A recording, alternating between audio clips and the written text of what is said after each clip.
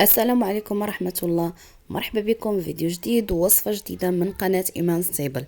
اليوم إن شاء الله الرحمن الرحيم غادي نشارك معكم حلوة من أسهل وألذ الحلويات اللي ممكن تحضروها غير بربع ديال الكاوكاو، بلا بيض وبلا خميرة، سهلة ماهلة في التحضير بشكل جديد وراقي، والمنظر كيجي اكثر من رائع، والمذاق كيجي زوين بزاف، كتجي هشيشه وفتيه وكتذوب في الفم. ان شاء الله الاقتراح ديال اليوم ينال اعجابكم. كيف العاده ما تنسوناش من اللايكات للتشجيع. نخليكم تكتشفوا المقادير وكيفيات التحضير.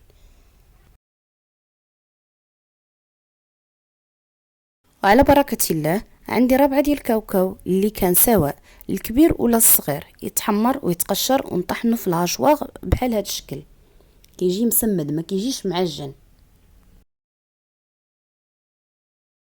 غادي نضيف عليه واحد الكاس ديال الزبده مذوبه وغادي نخلط الكل.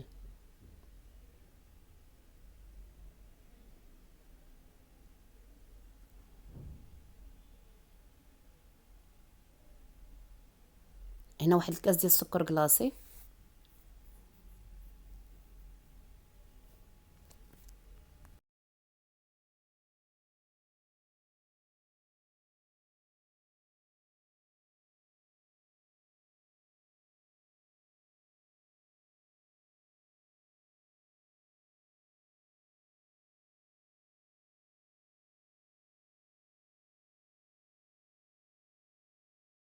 واحد الكيس ديال الفاني،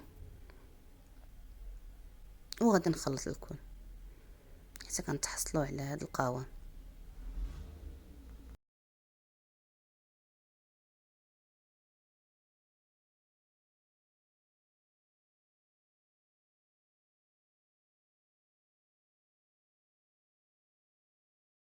بالنسبه للطحين يكون نوعيه جيده خاصه بالحلويات، غير باش تحكموا في الكميه ديال الطحين وما تشربش العجينه وما تجيش ناشفه.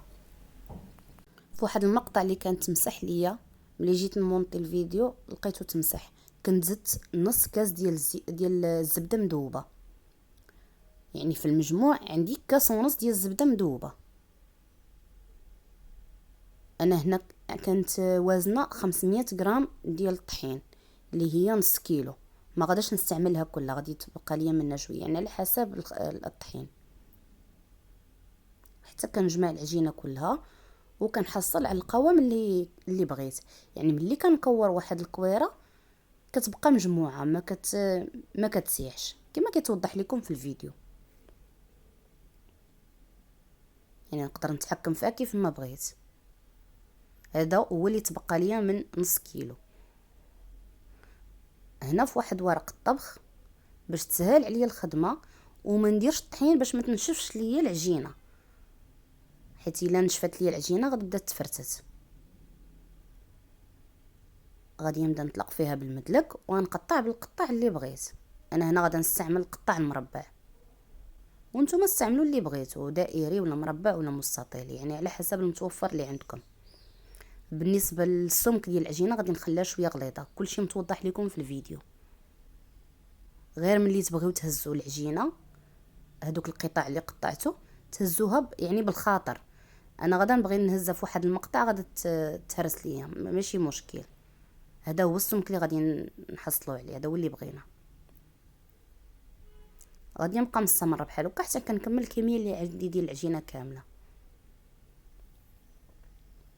وبالنسبه للطياب يكون الفران سخون من قبل، العافيه تكون مهيله باش ما تحرقش وطيب لينا بالخاطر. هنا واحد النصيحه، هاد الحليوه فاش كتخرجوها من الفران كتكون هشيشه بزاف ورطبه وما تقدروش تمسوها، كنخليوها حتى كتبرد بطبيعه الحال عاد تقدروا تحكموا فيها. صراحه هاد الفيديو ما بغيتش نزربو ولا ندير فيه شي مقطع مزرب ولا شي حاجه، باش يعني يكونوا عندكم. ها هو تقطع ليا ماشي مشكل حيتاش هشيشه. صافي انا استعنت بواحد الموس كتهز بسهوله، يعني واخا هشيشه كتهز بسهوله ما كاينش مشكل. صافي حتى نكمل يعني القطع كاملين، العجينه كامله.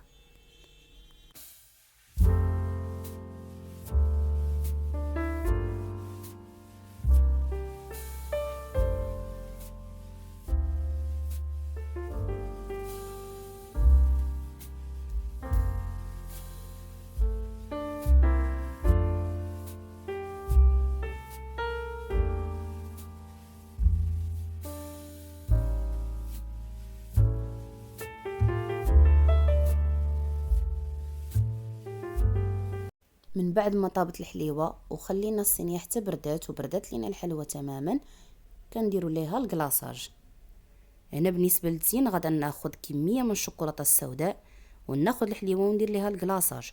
ودائما الحلوى اللي كتكون عندنا فيها الشوكولاته من بعد كنوضعها فوق من ورق الطبخ، كنحاول نجرها شويه باش تبقى الحلوى مفينيه. غادي نستمر بنفس الطريقه حتى نكمل الكميه اللي عندي. كلشي متوضح لكم في الفيديو.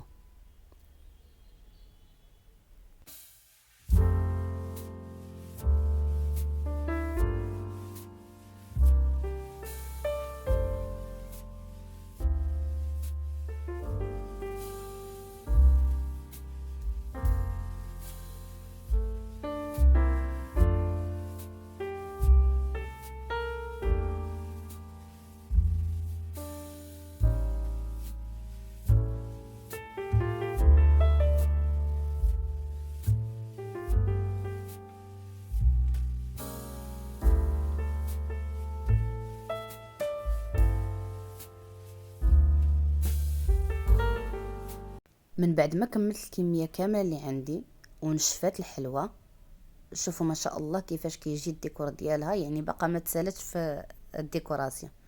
هنا كناخذ واحد الجيب حلواني صغير ديال الشوكولاته، كندير فيه كميه من الشوكولاته اللي تبقات ليا من الكلاصاج اللي كلاصيت به الحليوه. صافي كنبقى ندير واحد الخطوط بهذا الشكل حتى كنكمل الكميه كامله اللي عندي ديال الحلوى.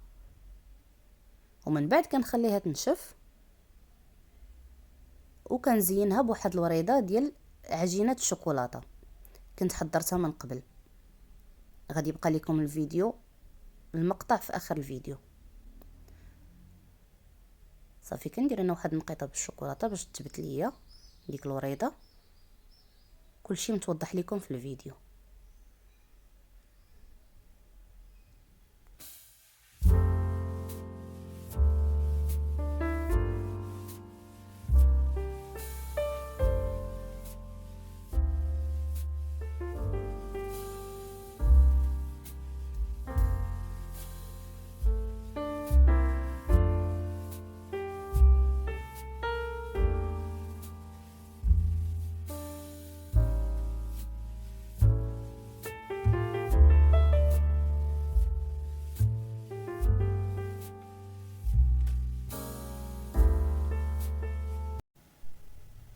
من بعد ما كملت الكميه كامله في التزيين، غادا نبدا نزين فيهم بورق الذهبي. هذا اختياري فقط، صراحه جا المنظر ديالها راقي. حتى نكمل القطع اللي عندي كاملين. الصراحه هي حليوه سهله وبسيطه، ولكن كتجي زوينه لا في المذاق ديالها ولا في النظام ديالها ديال تحميره الوجه ديال الاعياد والمناسبات.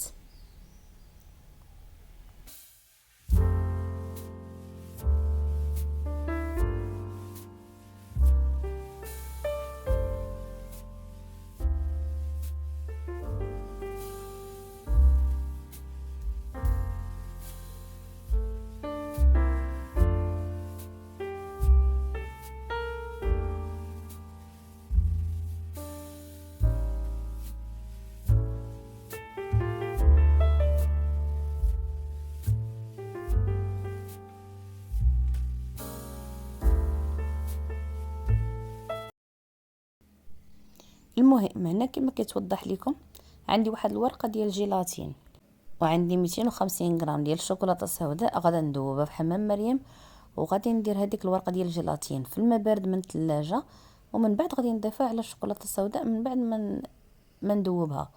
وغادا نضيف 50 غرام ديال الجليكوز ما يعادل معلقه كبيره، وغادا نخلط الكل.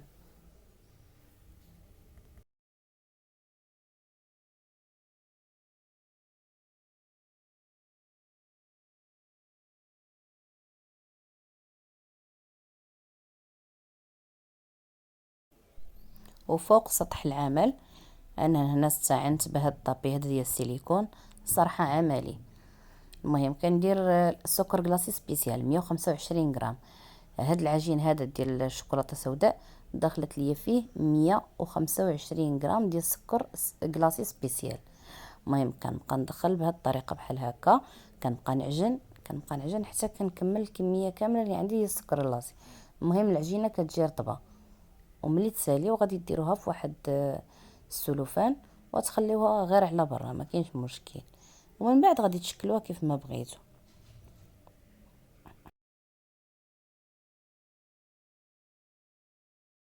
كنتمنى الفيديو يكون واضح.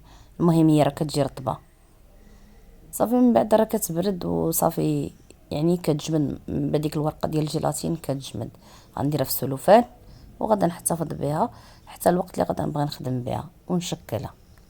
صافي هنا جبدتها وخدمت بها، لقيتها جمدات غير بديك الورقه ديال الجيلاتين كتكون غير على برا كتجمد. صافي غير كنبقى نمرر فيها بين ايديا صافي كترطب. وغادي ناخذ واحد السيليكون على هذا الشكل هذا. عندي الوريضات هنايا كما كيتوضح لكم في الفيديو، وغادا نبدا نشكل وريضات. ومن بعد غادا نزوقهم بالملمع، الملمع الذهبي. المهم راه ساهله مهله، يعني تبعوا غير الفيديو وتتبعوا الخطوات، كل شيء ان شاء الله غادي ينجح معكم.